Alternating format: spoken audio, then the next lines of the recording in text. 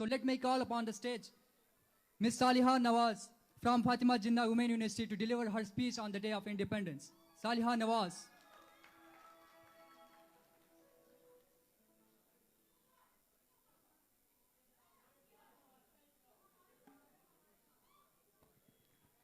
Bismillahirrahmanirrahim. Honorable Chief Guest Mr. Hafizur Rahman, Chief Minister Gilgit-Baltistan, esteemed officials, respected guests, ladies and gentlemen, Assalamu alaikum. I feel privileged to be part of this wonderful celebration of 69th Independence Day of Gilgit-Baltistan. I heartily congratulate you all on our successful 68 years of long journey, and I wish our happiness multiply with each passing year. 1st November 1947, a day which brought revolution in the lives of people of Gilgit-Baltistan. A day when the heaven and the earth witnessed the manifestation of power of unity and thirst for freedom of Gilgit-Baltistani people. A day when there was no Sunni, Shia or Ismaili, but they were one as Gilgit-Baltistani. A day when handful mountainous people who were neither well educated nor well aware of the life beyond the giant mountains said no to slavery of Rajas and Dogras, therefore sacrificed their lives, their families, their comfort, and raised their voice for their right to freedom. For 16 days, they governed Gilgit-Baltistan on their own without any external assistance, and proved that if you are courageous, if you are determined, and if you are united, you become a chooser, not a beggar. That was our independence in true sense. Dear audience, the purpose behind giving this account was to remind ourselves that Gilgit-Baltistan is not the land we got as granted. It is not the land of people who always rely on others for their survival. It is not the land of people who prefer I and me instead of we and us. Rather, it is the land of people who were once one like a closed fist, no matter whatsoever God they believed in, whatsoever language they spoke, whatsoever culture they possessed. It is the land of martyrs who are there on the border of Pakistan, protecting it, which is the evidence of our loyalty, our unconditional love for our homeland, of our Pakistan. Respected audience, let's ask ourselves few questions. What is our value today? If we are saying that we don't have opportunities, let's ask why. We are educated but unemployed. Why? We have engineers but we don't have bridges in the villages where children still walk for 2 hours to get reached to their schools. Why? We have nurses, we have doctors, we have nurses, we have doctors, but we don't have hospitals. Why? We have jewels, we have gold in our mountains, in our lands, but we are dying because of depression, because of anxiety, because of our economic issues. Why?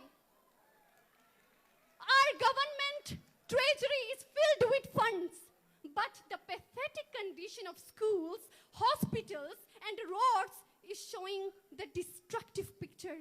Why? Let's ask ourselves these questions. We need to find the answer along with the solution to our problems. But my dear audience, revolution is not possible until we will not change our way of thinking. Change our way of thinking. Instead of relying on our government, who is already playing its pivotal role, very significant role in improving our quality of life, why don't we are playing our part to bring the change in our society that we want to see?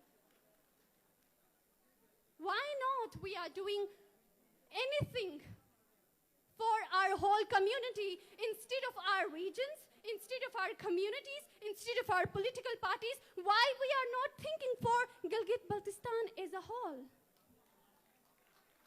Why? As we know that after CPEC project, importance of Gilgit-Baltistan has increased tremendously. I don't know, should I be sorry for us or should I be hopeful? Well, I would choose the latter. After all, we have learned optimism from our past experiences. Gilgit-Baltistan is called the bridge between the developed and the developing. It is the hub of natural resources. And the best tourist spot lies in Gilgit-Baltistan. But what we are today. Therefore, I think that neglecting the pathetic condition of the bridge would not be a wise decision, isn't it?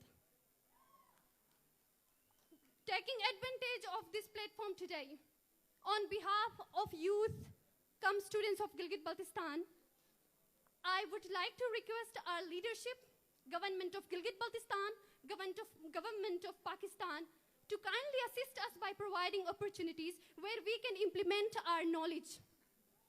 Because we are educated, we are not just literate, we are educated. So that we will prove ourselves, respected Chief Minister, we will prove ourselves as the agents of change. Lastly, dear audience, remember one thing.